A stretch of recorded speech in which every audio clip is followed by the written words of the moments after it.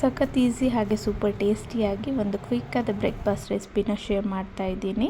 ಒಂದು ಬೌಲಲ್ಲಿ 1 ಕಪ್ಪಷ್ಟು ಅಕ್ಕಿ ಹಿಟ್ಟು, 1 ಕಪ್ಪಷ್ಟು ಮೈದಾ ಹಿಟ್ಟನ್ನ ಸೇರಿಸ್ಕೊಳ್ಳಿ. ನೀವಿಲ್ಲಿ ಮೈದಾ ಹಿಟ್ಟನ್ನ ಸ್ಕಿಪ್ ಮಾಡಿ 2 ಬೌಲಷ್ಟು ಗೋಧಿ ಹಿಟ್ಟನ್ನು ಸೇರಿಸ್ಕೋಬೋದು. ಜೊತೆಗೆ 1 ಬೌಲಷ್ಟು ಜೋಳದ ಹಿಟ್ಟು, 2 ರಿಂದ 3 ಸ್ಪೂನು ಚಿರೋಟಿ ರವೆ, ರುಚಿಗೆ ತಕ್ಕಷ್ಟು ಉಪ್ಪು, 1 ಸ್ಪೂನ್ ಜೀರಿಗೆನ ಹಾಕ್ಕೊಂಡು ಎಲ್ಲವನ್ನು ನೀಟಾಗಿ ಡ್ರೈ ಮಿಕ್ಸ್ ಮಾಡಿಕೊಂಡು ಸ್ವಲ್ಪನೇ ನೀರು ಸೇರಿಸ್ತಾ ದೋಸೆ ಹಿಟ್ಟಿನ ಅದಕ್ಕೆ ನೀಟಾಗಿ ಗಂಟಿಲ್ದಿರೋ ಹಾಗೆ ಕಲಿಸ್ಕೊಳ್ಳಿ. ಹಾಗೆ ಇನ್ನು ಯಾರೆಲ್ಲ ನನ್ನ ಚಾನಲ್ನ ಸಬ್ಸ್ಕ್ರೈಬ್ ಮಾಡ್ಕೊಳ್ದಿರಾ ವೀಡಿಯೋಸ್ ನೋಡ್ತಾ ಇದ್ದೀರಾ, ಪ್ಲೀಸ್ ಚಾನಲ್ನ ಸಬ್ಸ್ಕ್ರೈಬ್ ಮಾಡ್ಕೊಳ್ಳಿ. ಹಾಗೆ ನಿಮ್ಮ ಫ್ರೆಂಡ್ಸ್ ಆ್ಯಂಡ್ ಫ್ಯಾಮಿಲಿ ಜೊತೆ ಶೇರ್ ಮಾಡಿ ನನಗೂ ಕೂಡ ಸ್ವಲ್ಪ ಸಪೋರ್ಟ್ ಮಾಡ್ತಾ.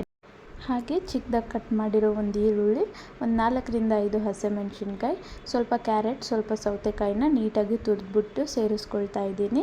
ಒಂದ್ಸಾರಿ ಈ ಥರ ವಿಸ್ಕರಿಂದ ನೀಟಾಗಿ ಮಿಕ್ಸ್ ಮಾಡ್ಕೊಳ್ಳಿ, ಇಲ್ಲ ಸ್ಪೂನಲ್ಲಿ ಕೂಡ ಮಿಕ್ಸ್ ಮಾಡ್ಕೋಬೋದು. ಇವಾಗ ಒಂದ್ಸಾರಿ ಕನ್ಸಿಸ್ಟೆನ್ಸಿನ ಚೆಕ್ ಮಾಡಿಕೊಂಡು ದೋಸೆ ಹೆಂಚನ್ನು ಬಿಸಿ ಮಾಡೋಕ್ಕೆ ಇಟ್ಕೊಳ್ಳಿ. ನಾನೊಂದು 10 ನಿಮಿಷ ಇದನ್ನ ಹಿಟ್ಟನ್ನು ರೆಸ್ಟ್ ಮಾಡೋಕ್ಕೆ ಬಿಟ್ಟಿದ್ದೆ.